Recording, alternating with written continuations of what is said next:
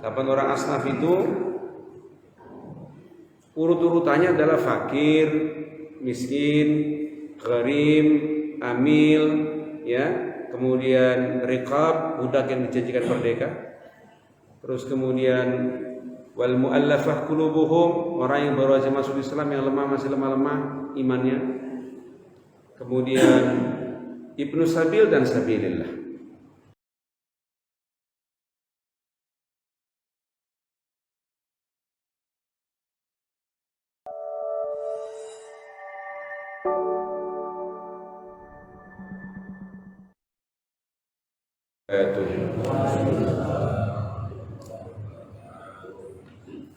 لصاحب هذا الكتاب ومن بعده من المشايخ لله لهم الفاتحة.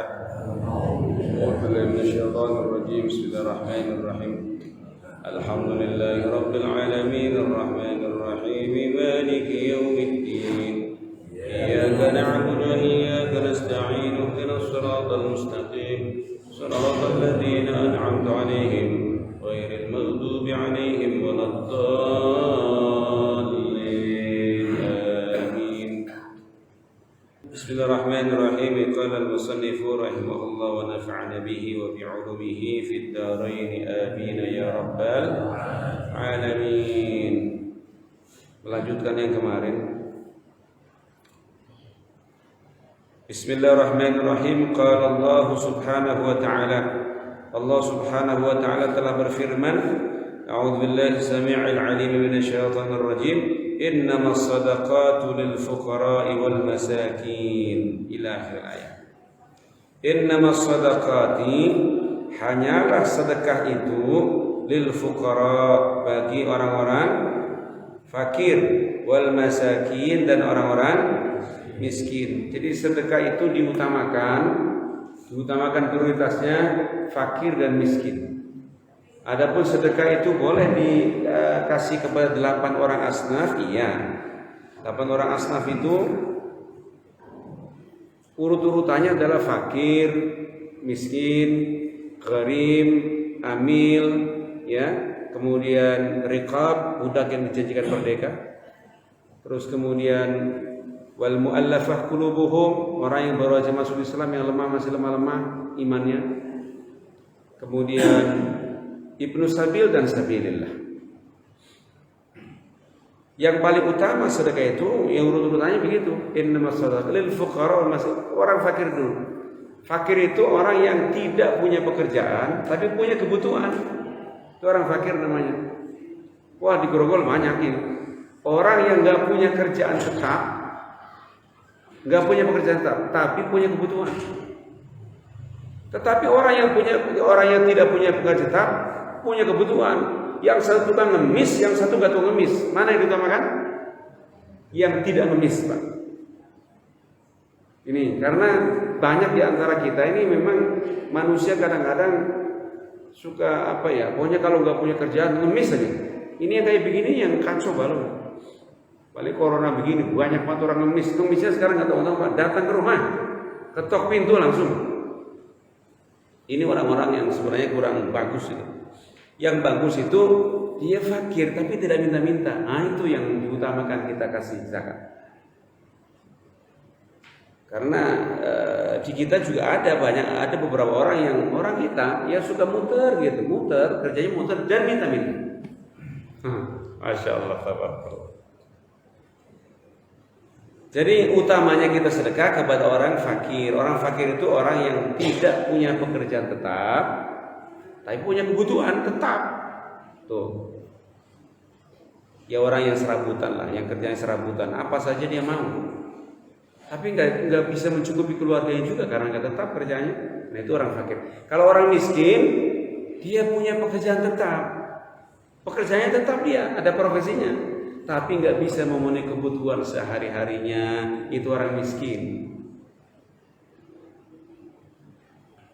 Jadi lebih menderita orang fakir ketimbang orang miskin. Jadi kalau ada orang yang ada kerjaan tetap, mungkin dia tukang apa, tetap dia kerjanya, tapi nggak bisa memenuhi kebutuhan sehari-hari. Tanda tidak bisa memenuhi kebutuhan sehari-hari, dia tidak punya rumah. Maaf ya, dia ngontrak. Itu berarti dia punya hak untuk dibagi zakat, punya hak, untuk dibagi sedekah punya hak. Ya. Tapi kalau orang misalnya dia orang punya kerja tetap dan pekerjaannya bisa memenuhi kebutuhannya, ya masalah kurang sih orang mau kurang terus Pak.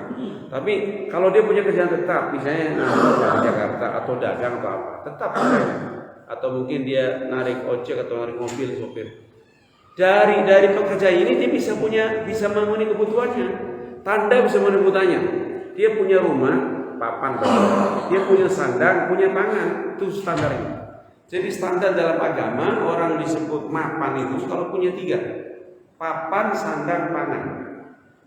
Dia punya kerja tetap, dia bisa punya rumah, dia bisa memberikan baju kepada anak istrinya, jadi bisa makan. Ini sudah bukan miskin. Udah bisa. Tapi kalau 3-nya itu nggak tercapai, misalnya dia punya pekerjaan tetap punya, tapi nggak punya rumah, tapi bisa makan dia, dan bisa kasih baju untuk anak-anaknya. Ini kategori miskin. Kalau dalam pandangan zakat, kalau kita sedekah utama dikasih orang. Atau kemudian misalnya begini, orang punya kerja tetap, karena mungkin dulu dia orang tuanya kaya, dia punya rumah, tapi nggak bisa kasih makan anak istrinya. Misalnya standar orang makan 3 kali sehari, kok dia cuma mampu memberikan kepada anak istrinya 2 kali sehari. Lalu yang ketiga dia bisa kasih baju.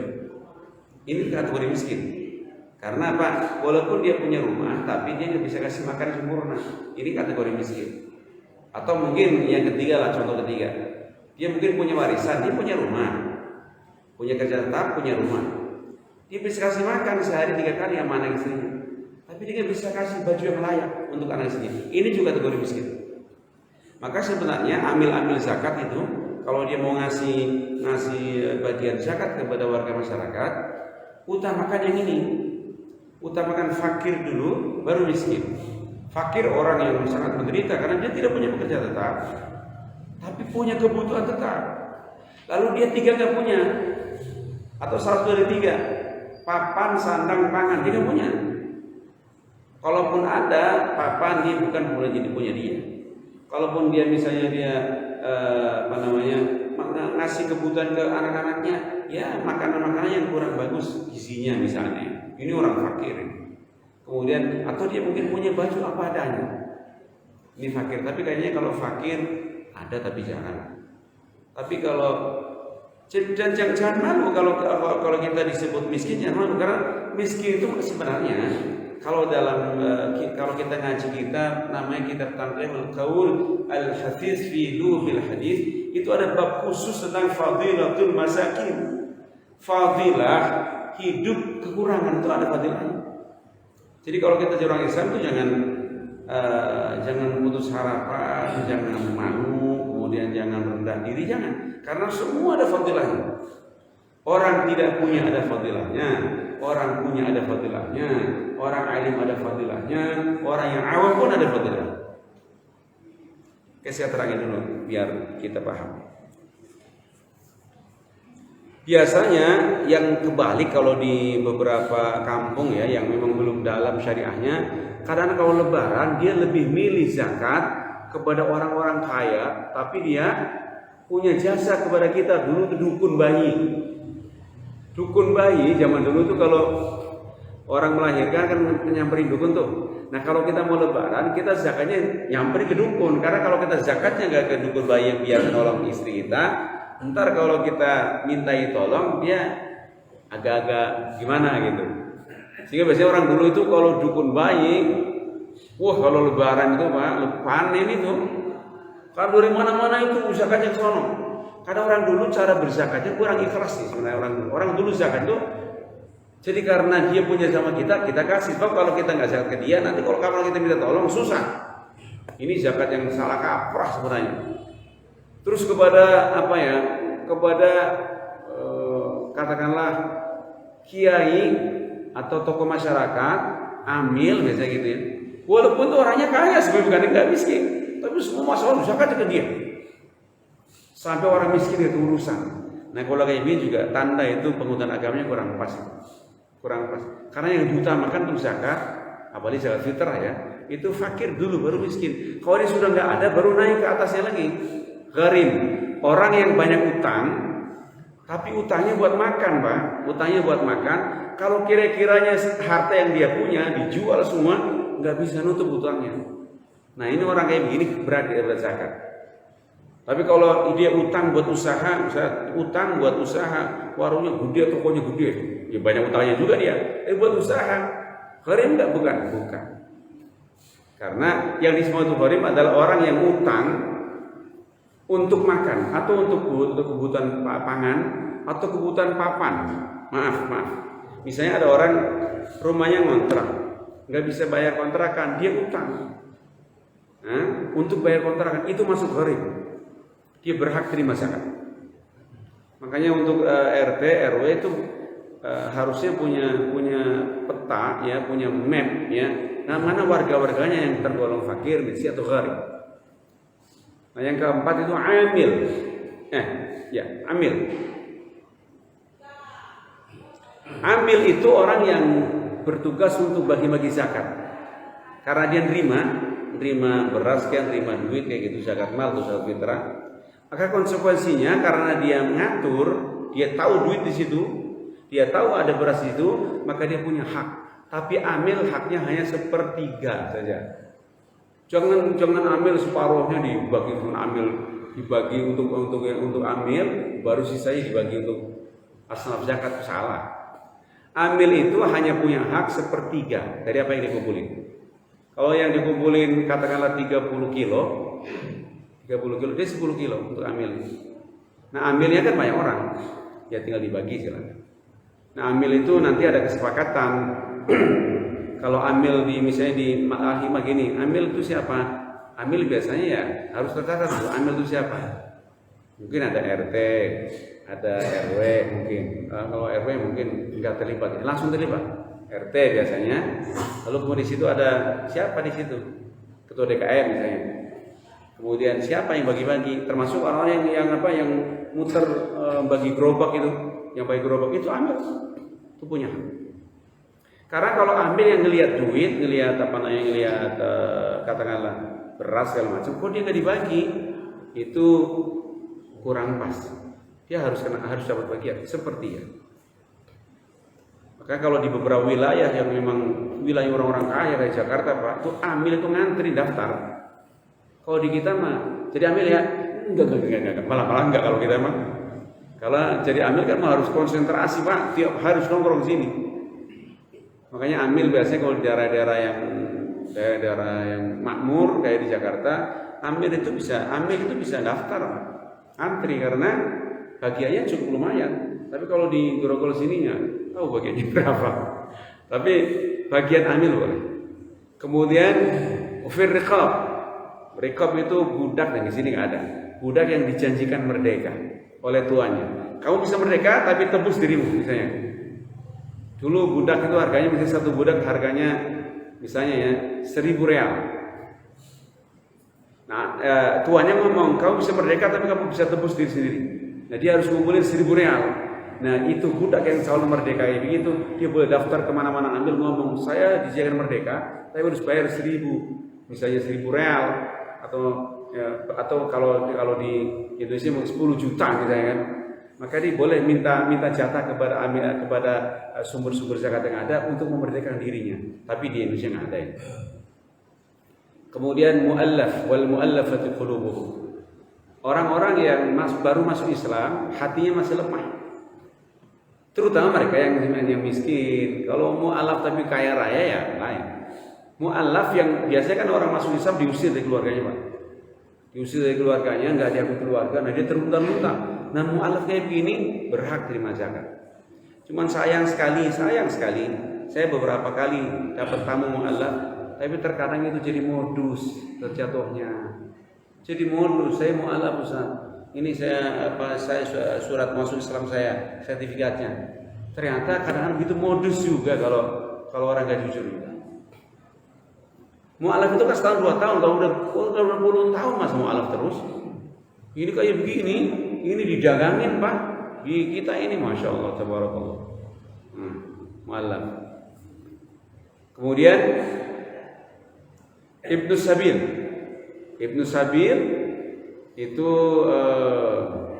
orang yang dalam perjalanan, misalnya ada orang di sini usaha, misalnya entah jadi kuli entah jadi apa di sini, lalu dia nggak punya rumah dan bukan orang sini, usaha, lalu kemudian pulang kampung, Lebaran pulang, kagak ada ongkos, atau mungkin dia mau pulang kampung, misalnya khawatir nanti kemarinnya nggak ada ongkos lagi, sementara dia usahanya di sini untuk hidupi keluarga. Nah, orang seperti itu namanya orang dalam perjalanan. Boleh dikasih zakat, boleh, dia punya hak. Jadi kapan-kapan kalau jadi ambil zakat, kalau ada orang datang, Pak, saya mau pulang kampung tapi saya nggak punya ongkos, berhak dia kasih. Karena hukumnya dia itu orang yang Ibnu Sabil. Tapi Ibnu Sabil yang benar-benar sebenarnya orang berjalan jauh, satu saat dia akan kembali ke kampungnya, akan kehabisan ongkos. Ibnu Sabil. Nah, yang terakhir sabilillah. Sabilillah itu artinya orang yang tidak termasuk fakir miskin segala macam itu, tapi dia hidupnya memperjuangkan agama. Itu namanya sabilillah. Sabilillah ini di paling terakhir. Kenapa paling terakhir? Karena sabilillah itu biasanya hidupnya cukup mapan sabilillah sebenarnya. Cuman dia pejuang. Nah, ini yang kayak begini ini dia tetap punya hak. Mana punya haknya? Haknya karena setiap hari habis usianya, habis waktunya untuk ngajari umat, sementara dia tidak bisa macul, tidak bisa kerja, tidak bisa apa-apa karena habis waktunya untuk mengurusi umat. Itu namanya sabilillah. Sabilillah bisa juga amil, bisa juga guru-guru, bisa juga mungkin merebot masjid, itu bisa. Itu sabilillah. Termasuk orang yang sering jamaah. Orang sering jamaah bisa sabilillah. Jadi jamaah nggak pernah putus, berarti kan hidupin masjid kan, atau tukang adzan, itu sabilillah. Tapi kalau kita misalnya mau kasih zakat kepada orang, adabnya sebut asnaf yang paling tinggi. Nah, misalnya gini, misalnya kita mau kasih zakat ke orang, kalau orang itu nanya, maka terangin, carilah asnaf yang paling tinggi supaya dia tidak minder. Itu adabnya. Ini sebenarnya ini taklim khusus buat amil ya, orang kasih zakat. Jadi kalau misalnya kita bagi zakat kok, kalau orang nggak nanya nggak usah terangin. Karena kita sudah punya data nih. Ini fakir sekian, miskin sekian, ya, amil sekian, apa namanya? Misalnya gharib sekian, ibu sabil sekian, sabilillah sekian. Tapi biasanya kalau di kampung kita paling-paling ada fakir, miskin, amil sama sabilillah. Ibnu Sabil kayaknya jarang. Ya. Apa mungkin begitu? Gimana Pak Sarman? Pernah nggak ada orang mau pulang kampung minta zakat? Belum pernah. Ini kayaknya mungkin yang ada paling di kampung kita fakir, miskin, amil, sabilillah, 4 biasanya. Nah, kalau ada orang yang kita mau kasih zakat, kok dia nggak nanya di daftar kita dia masuk fakir, miskin misalnya, atau fakir dengan tanda-tanda tertentu kan ada tuh. Oh, ini orang-orang miskin, ini fakir. Kita kasih, diterima sama dia. Dia nggak nanya, nggak usah terangin. Tapi kalau dia nanya, ini saya terima zakat atas nama apa nih Pak? Maka adabnya carilah asnaf yang agak tinggi supaya dia tidak merasa minder. Jangan langsung mentah-mentah begini. Ini Pak zakat Pak dapat bagian. Saya sebagai apa? Miskin. Itu ngomong begitu, itu kurang adab. Nggak adab, walaupun iya, tapi kurang adab. Ya kecuali kalau kan ada juga orang yang berhadiah seperti itu, mau dikata miskin, fakir, yang penting dapat, kan ada orang gitu tuh. Tapi kalau misalnya dia nanya, saya sebagai apa? Bagusnya dicari asnaf yang lebih tinggi. Contoh misalnya gini, Pak ini dapat zakat, bagian zakat. Saya dapat bagian atas sama apa? Lihat dia. Kalau dia biasa ngaji, rutin ngajinya. Rutin tapi catatannya. Atau dia jamaah rutin enggak? Karena kadang-kadang ada orang jamaah yang bagus kan, belentang-belentong ya. Kadang-kadang hadir terus, ntar hilang entah kemana. Ntar berapa bulan hadir lagi, itu enggak termasuk. Yang rutin banget, misalnya ada orang memang ngajinya rajin terus ngaji terus itu istiqomah, kecuali sakit. Ada orang yang jamaah rutin terus, kecuali kalau dia sakit. Ada orang yang misalnya jadi merebut masjid rutin terus ya, gak bentang-bentang.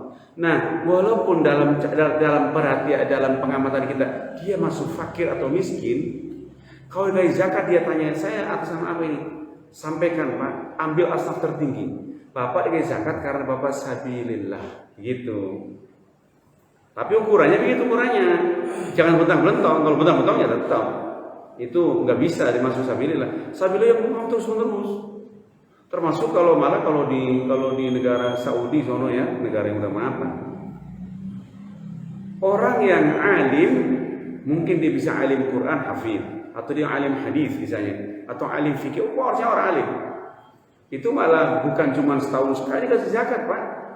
Hidupnya dijamin oleh Baitul Mal, oleh umat melalui melalui kementerian wakaf dan zakat kalau di sono. Kalau di kita, belum bisa. Di kita ya, saya punya teman imam di masjid Cilandak, hafid Quran. Tapi ya karena memang di Indonesia nggak diurus sama pemerintah kan, itu hafid Quran tapi dia jualan ikan asin di pasar. Jadi kalau jualan ikan asin sambil dia tikrar Quran itu, ketika saya tanya kenapa antum jualan kayak begini di pasar kayak begini, ya nasib orang beda-beda. Dia ngomong sama saya, nasib orang beda-beda Ustaz. Ya kalau kebetulan nasibnya emang dia bisa tanpa usaha kemudian hidup, ya mungkin karena mungkin satu dari masjid bagus, mungkin dari masyarakat bagus. Tapi kalau saya ngandelin apa? Sementara anak-anak pada sekolah, dia punya anak istri. Kalau saya tidak dagang, miskin saya, fakir saya. Makanya saya dagang ikan asin di pasar. Tapi hafid Quran, dia suaranya cakep. Itulah nasib orang memang beda-beda. Tapi yang seperti itu kalau kita kasih zakat, jangan sekali-kali kita sebut fakir atau miskin, sebutlah sabilillah, karena dia punya keistimewaan. Orang hafal Quran terus-menerus kan dia akan terus-menerus akan baca terus-menerus Quran. Itu artinya karena untuk memilih hafalannya, itu artinya dia kalaupun dikasih zakat jangan pernah dikata kenapa saya dikasih zakat, miskin atau fakir. Walaupun kenyataan begitu tapi itu boleh karena dia punya kelebihan Qurannya. Maka bagaimanapun dia keadaannya, mau fakir mau miskin, fakir misalnya jangan disebut, tapi sebutnya sabilillah. Tapi kalau orang nggak punya keistimewaan dalam urusan agama, nggak punya keistimewaan. Memang dia kalau dilihat dari asal itu fakir miskin ya kita mau nggak mau itu memang fakir miskin. Nggak boleh dikata sabilillah karena kalau kita ngomong itu sabilillah padahal bukan sabilillah, maka kita disebut orang yang tidak amanah amil. Oke. Semoga kita dijadikan oleh Allah orang yang kalau sedekahnya ikhlas, ya, sedekahnya tidak diungkit-ungkit dan syukur-syukur sedekahnya rahasia, walaupun diucapin juga nggak apa-apa. Terima kasih, mudah-mudahan ada hikmah manfaatnya. Kita teruskan insyaallah besok pagi. Wallahu a'lam bishawab.